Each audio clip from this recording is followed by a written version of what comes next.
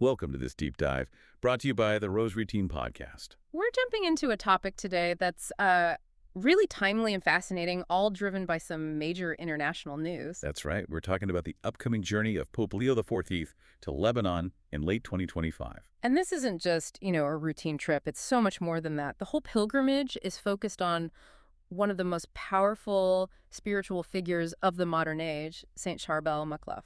Exactly. So our mission here is to really understand the man, this hermit who died over a century ago.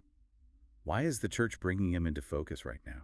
And not just him, but the rich history of the Maronite Church that he came from, and why his tomb is this massive global site for miracles and for faith. We want to get to the core of it, to that aha moment for you. What does the life of Saint Charbel tell us about finding peace in a world that is just so overwhelming and loud? That's the real question we're digging into. Okay, so the journey itself kicks off November 30th, 2025. And the theme they've chosen is immediately significant. It is. Blessed are the peacemakers. Which, I mean, that speaks directly to the history and the current challenges Lebanon is facing. It absolutely does. The Pope's visit, in so many ways, is an act of solidarity. But the real spiritual centerpiece, the thing everyone's watching, is his planned stop at Saint Charbel's tomb. Up in the mountains at St. Maron's Monastery in Annaya. That's the one. It's a hugely symbolic destination. And the sources from the Maronite Church leaders, they've framed this beautifully. They see it as the universal church confirming its commitment to Lebanon. Right, but not just as a country. They use the phrase, a homeland and message. And that message is unity. It feels like this powerful endorsement for strengthening that foundational Christian-Islamic partnership that really defines Lebanon. It does. I mean, the country needs peace. It needs stability. And to have the weight of the universal church there, that's a huge statement.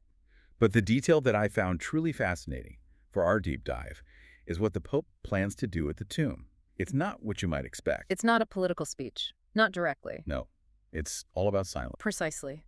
The sources say he plans to pray in silence and then offer a reflection. And that reflection is specifically to encourage prayer for those who live without God. And this is the key part. For those immersed in noise, how to be silent. That is just an incredible lens to view a 19th century hermit through, isn't it? It's a paradox. You have the leader of the global church in the loudest, most connected age in human history, and he's highlighting a man known for total, absolute silence. It's like the Pope is saying that Charbel, even in his solitude, speaks with this surprising power. Yes, that's the phrase he used. In a world where everything is competing for your attention, Charbel offers this counter message that real power comes from a kind of intentional, disciplined quiet. That's the whole spiritual context of this trip. So we have to understand the man himself. Who was Yusuf Anton Makhlouf? Who became Charbel? Well, he was born in 1828 in the mountains of North Lebanon. And he came from this profoundly pious background. It wasn't just casual faith. Right. His mother, Brigida, was known for her devotion. Oh, absolutely. Daily fasting, a commitment to praying the rosary. This was, the air he breathed. And this ascetic tradition was already in his family? Yes. His maternal uncles were hermits themselves. And Yusuf was so drawn to that life, the sources say he would walk for hours just to visit them. You can really see the seed of his vocation right there. So at 23, he makes this huge life-altering move. He does. In 1851, he leaves home, and he doesn't even tell his family. Which usually means he thought they'd try to stop him. Probably. And he becomes a novice, taking the name Brother Charbel after an early Christian martyr. And he spends years in formation. So this wasn't some rash decision. This was a deep, educated commitment. Exactly. 6 years studying philosophy and theology. And this is where he meets his spiritual mentor, Saint Namatala al-Hardini, who was later canonized himself by Pope John Paul II. So there's this lineage of holiness. A very clear lineage. Yes. Charbel was ordained a Maronite priest in 1859. But 16 years later, he takes another step. This is where it gets really interesting for me. Why leave a monastery, which is already separate from the world, to go into a solitary hermitage? It points to this incredible, unyielding drive for complete union with God.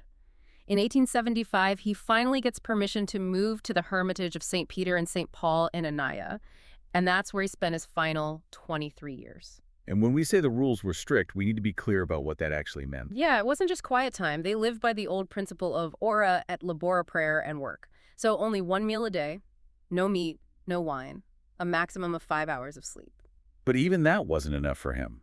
He went further. Much further. And I Yeah. think this is the part that a modern audience can find really difficult to grasp, the severe mortification. The hair shirt, sleeping on hard ground with a wooden pillow.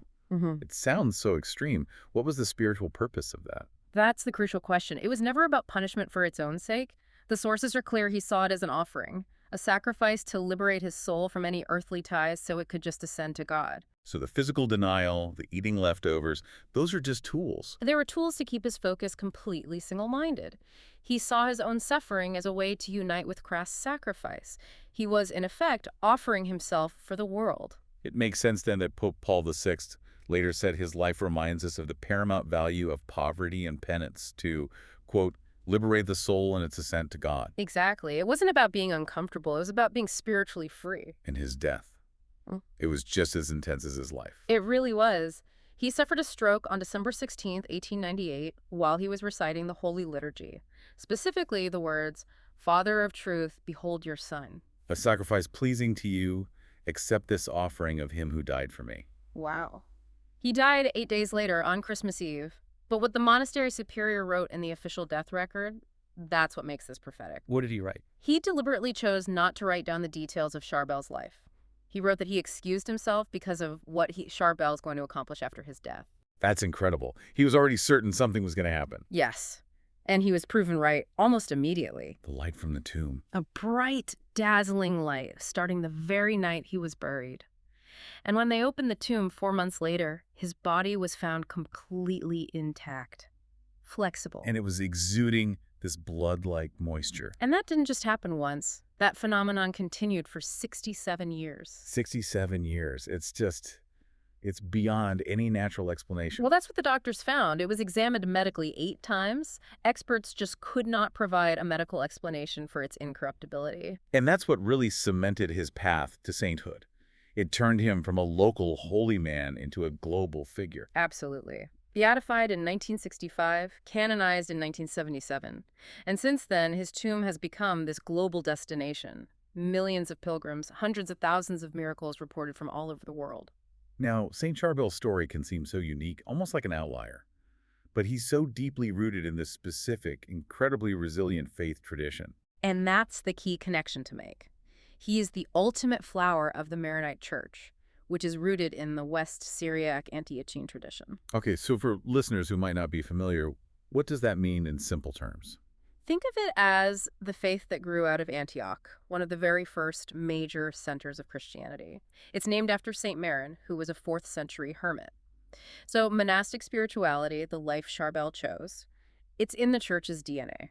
I read that some of their prayers are still spoken in Syriac Aramaic. They are the language Christ himself spoke. It's this incredible direct connection to the deepest roots of the faith. And their history is one of endurance, of survival. Absolutely. They overcame tremendous persecution. Prayer really was their shield.